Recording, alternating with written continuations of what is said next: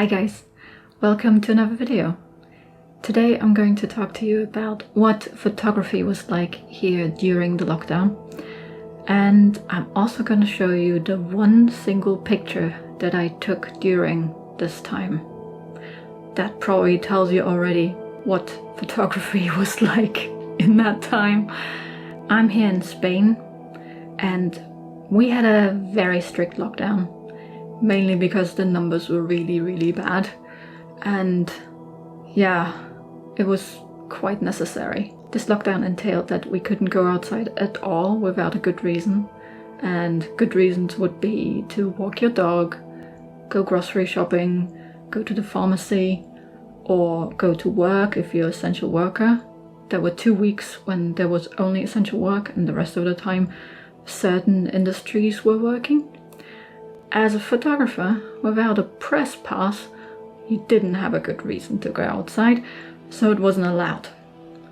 Which means that I couldn't take pictures outside, and I didn't have any other reason to go outside. We don't have a dog, so I basically couldn't go outside to take pictures at all. But even if I could have gone outside, I probably wouldn't have, because I'm risk group and it was quite dangerous.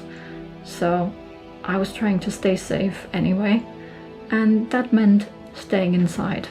That's what the lockdown is all about, isn't it? When the lockdown was over, they didn't just reopen everything. They did it gradually in stages, and at first you could only go out at certain times of the day depending on your age group. And for about 2 weeks you also couldn't really take any pictures when you were outside to get some exercise or go for a walk, because stopping unnecessarily was forbidden and you could get fined for that. And this was the case throughout the whole lockdown. You would get fines. Going outside once without a reason was, I think, 150 euros. More than once was 600 euros, so it became quite expensive. And if you really didn't stay inside and went against the lockdown rules all the time, they could even put you in jail. So it was really quite strict. And I was at home the whole time. I think in total I didn't go outside at all for 2 entire months. I didn't even leave the flat. I'm not really a studio photographer. I usually take pictures outside of people, street photography, documentary photography, that sort of thing. I don't really have anything to shoot indoors. And I'm also not into still life. So for about 2 months I had nothing to photograph, basically. But to be honest, it also wasn't really on my mind, because I think I was struggling with anxiety a lot. I mean, if you're a risk group, that kind of has a bad emotional impact on you, so I didn't really feel like taking pictures anyway. This only changed when I saw that a few friends of mine on Twitter were doing a sort of community project, which was called the Quarantine Zine. Basically, they would send in pictures to one person who would organize it, that was Dani, and it was also, I think, community funded, and someone else would do the printing and the shipping. I thought that was a really interesting idea. They didn't have any restrictions. It wasn't only film photography or only digital or anything. You could send in whatever you liked, and it would get printed in this sort of punk style copied zine.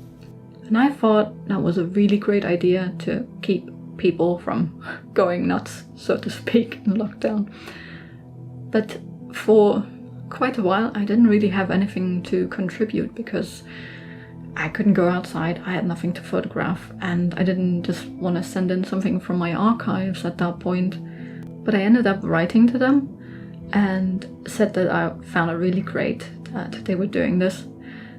And they had a few suggestions of what I could do, and it gave me an idea of what would be a good project for this kind of thing. And this is ultimately what got me taking pictures again during the lockdown. So this was a community project that helped me to stay sane and productive in a way, even though it only led to one picture. It was a very elaborate picture, so wasn't without work. And this is what the rest of the video is about, this picture and how it came about. If you watched a video from just when I started my studio vlogs, already more than a year ago, I went up into the forest and I took a self-portrait in the woods. This was a really fun little community project too of the Film Shooters Collective. I thought it would be really nice to recreate a self-portrait in the woods, but in quarantine. And I had an idea of how to do it, but my main problem was that I didn't have film for my Rollei with which I took the original picture. I really wanted to take it with the Rollei. I was thinking about how I could pull it off, and the only way I could manage the ISO was by using Instax film. I've used Instax in the Rollei before by just taping it into the camera, but this would have been really annoying to do and to try around with. So a while back I already got a sheet film back for the Rollei, and I was planning to shoot Instax in it, but I always had trouble with the Instax moving position and not holding in place well enough. So I thought I wanted to 3D print a adapter that would make it possible to keep the film in place. So I went into my 3D modeling software and I played around a little until I had something that could work and printed that. It was a really quick print. It's just 2 layers and very thin. And that's what I then used for the rest of the project without really messing about with it much more. I didn't really need it to be perfect because I realized quite quickly that it probably wouldn't work out that way. So the procedure goes like this. I have to load the Instax into the sheet film bag in a dark bag, take the picture, then again in a dark bag, put the Instax in my Instax camera, cover the lens and eject it. And that would start the development. It's a bit of an involved process. It's not really instant in the same way as it would be with the Instax camera itself, but I could use the lens of the Rollei, which is quite nice.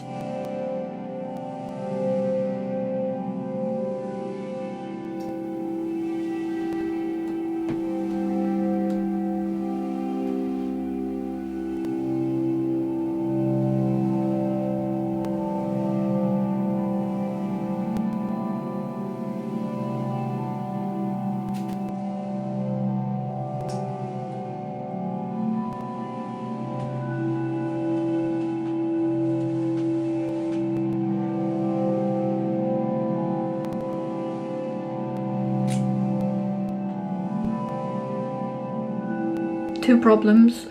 One was that the long times on my Rollei are really quite long now, and I was basically just guessing how long it would be. And the other problem was that the Instax film really doesn't have enough latitude to handle the projector that I used to project the forest onto the wall. And this was a really difficult scene because there was a lot of light coming from the projector, but the rest of the room was dark and I didn't want to have more light there. It was meant to be in the darkness, but with the forest shining. So I was stuck and it didn't really work out the way I planned, but it was a really good test, and even though it didn't quite work out, I was quite happy with the results anyway. I can definitely work on the adapter a bit more. I don't think it's quite sharp where it's supposed to be sharp because it doesn't quite keep the Instax as flat as it should be, but there's potential in this, and at another time I will probably work a bit more on that. After rummaging through my film drawer, the only film that I could find that would meet the ISO requirements was sheet film for my 4x5 camera. Now, if you've ever taken a picture on a 4x5 camera, you probably know that that's not the greatest camera for self-portrait. It's very involved, but I really wanted to try. So I set up the camera, and I have used this film quite a lot.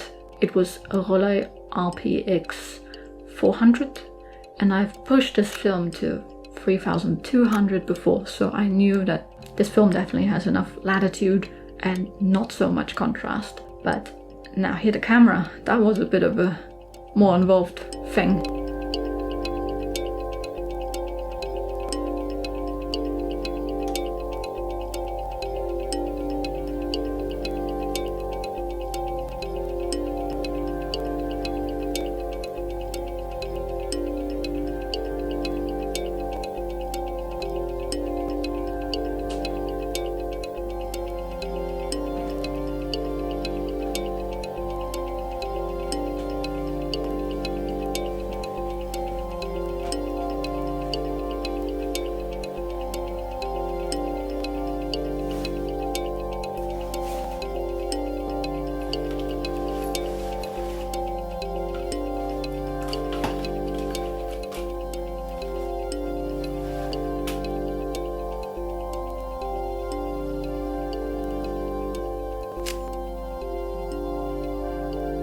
Assistants are quite common in photography, so don't hate on me too much.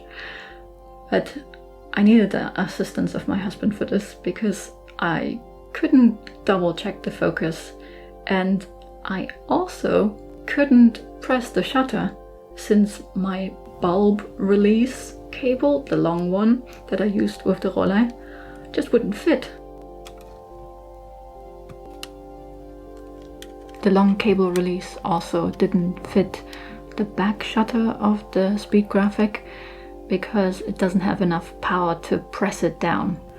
I only have shorter cable releases that fit on the lens, and the only solution for triggering them would be an Autoknips, which is a self-timer for cable releases. This would have been very useful, but of course I didn't have one, and it didn't arrive in time for this project.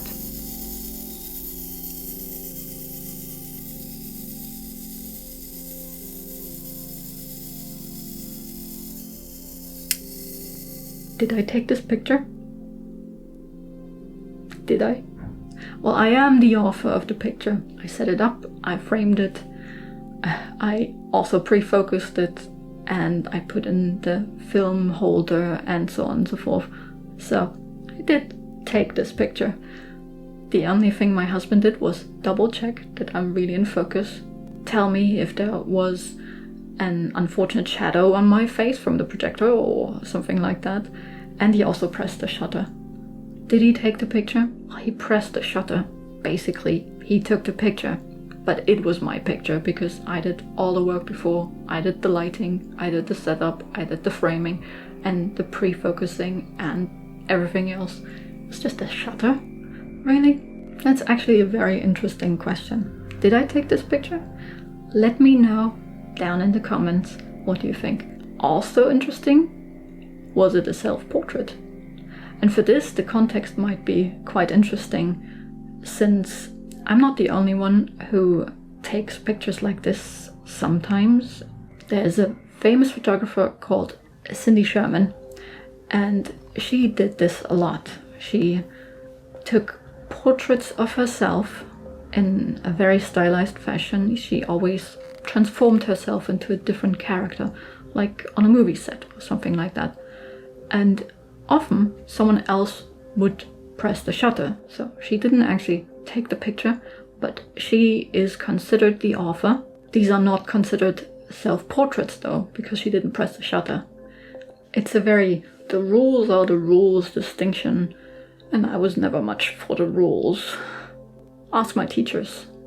They will tell you. They will also tell you that I wouldn't amount to much. But, well, that's a different story. Even though at the time I didn't have an Autoknips, I'm still the author of the picture. I'm convinced of that. But I couldn't have done it without my husband. Like so many things, including surviving this pandemic, since he went out and did the shopping and he took care of me. He made sure that I was safe. Thank you. Well, let me know what you think in the comment section below. And I'm really curious to see what you guys think. Anyway, in the end, I did have my picture exactly like I wanted it. not the right camera in a way, but even better. And in the end, here it is in the quarantine zine. The makers of the zine, Danny and everyone else involved, Dan too, they all told me not to bother with a 4x5 camera for a zine that is basically photocopied. I really wanted to do it this way though, and it felt like I was taking actual proper pictures and not just, you know, taking a snap on my phone or whatever. It felt like photography, so to speak. I'm happy with the outcome. It turned out exactly like I wanted, and I'm probably gonna make a darkroom print of this one too, once I finish the 4x5 version of my enlarger head. So that's a cool project that is coming up too, and you can look forward to that. And I'm looking forward to seeing the final print too.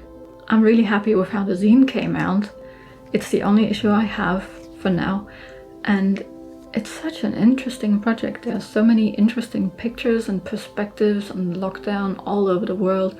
It's super inspiring to see what everyone was doing during the lockdown to stay sane and safe and everything. I thought it was a great project, and I thank everyone involved with this great project. You've done a great job, and you kept me sane. Thank you.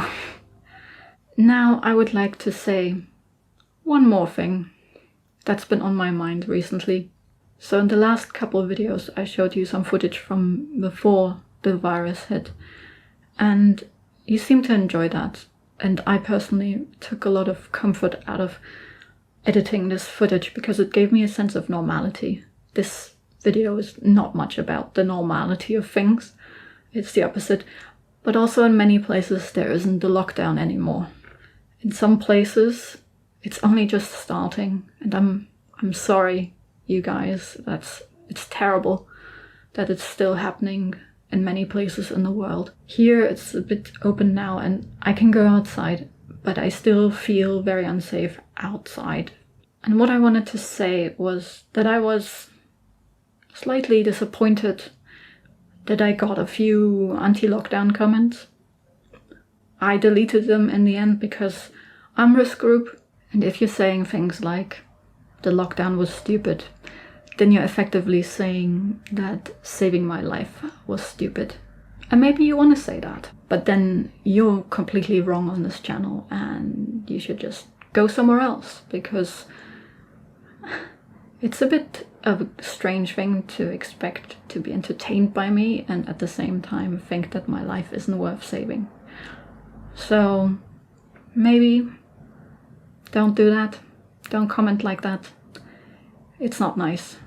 In any case, I'm grateful that there are so many people out there who don't say such things and who do things like this community project.